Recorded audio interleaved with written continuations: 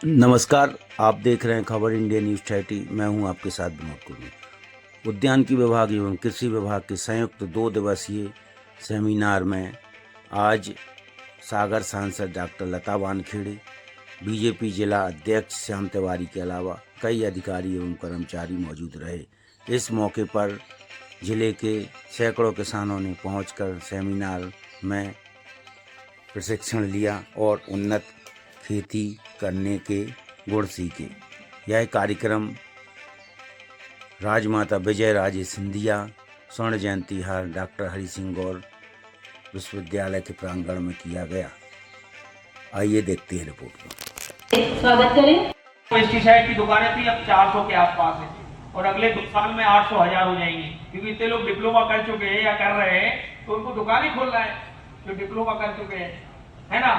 तो इसका बहुत बड़ा मार्केट है और 15 से 20% हर साल पेस्टिसाइड का कंजम्पशन बढ़ रहा है।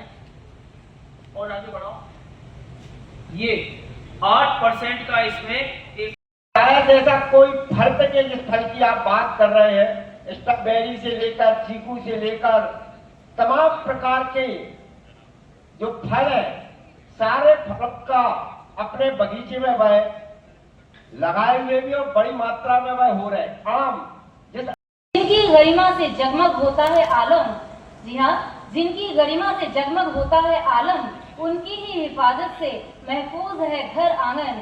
ये हस्तियां देश के साथ साथ ऐसे कार्यक्रमों की भी शान बन जाती हैं, शान बन जाती हैं, शान बन जाती हैं। स्वागत है मैम आपका। जय जवान जय जवान। आज मैं स्वयं को बहुत गौरवान्वित महसूस कर रही हूँ कि मुझे मेरे ही प्रजाति के लोगों के बीच आने का अवसर प्राप्त हुआ, क्योंकि मैं स्वयं भी एक किसान हूँ, मैं स्वयं किसानी करती हूँ। और आज मुझे बहुत, जब इन्होंने कहा कि दीदी आपको आना है इस प्रशिक्षण में, वैसे कल ही आना था लेकिन कल हमारे बहुत सारे प्रोग्राम्स थे, हमने कहा समापन पे आएंगे। तो आज के इस प्रशिक्षण कार्यक्रम में हमारे बीच अपनी गरिमामयी उपस्थिति प्रदान कर रहे भारतीय जनता पार्टी के बहुत ही यशस्वी, कर्मठ और ऊर्जावान जिले के अध्यक्ष, हमारे बहुत ही लाडले भाई परम सम्मानित श्री श्याम तिवारी जी, हमारे दूसरे भारतीय जनता के विषय में आपको एक विस्तृत जानकारी प्राप्त हुई। तो ये हम सबके लिए निरंतर लाभ का धंधा बनाए। हमारे कई कृषक, कई किसान ऐसे हैं जो कभी कभी मौसम के कारण, क्योंकि कृषि टोटल प्राकृतिक पर निर्भर होती है, और यदि हम उसको नवीन आधुनिकीकरण के साथ यदि हम उसको करते हैं तो हमारे किसान जो निरंतर परेशान रहते हैं, प्रकृति की मार से कई बार कृषि या पूरी नष्ट हो जाती है, तो उसके लिए, उसके निराकरण के लिए नए नए हमारे वैज्ञानिक नए नए शोध करते हैं। और आज उसी शोध की परिणति ये हाइड्रोपोनिक्स और माइक्रोग्रीन्स कृषि है।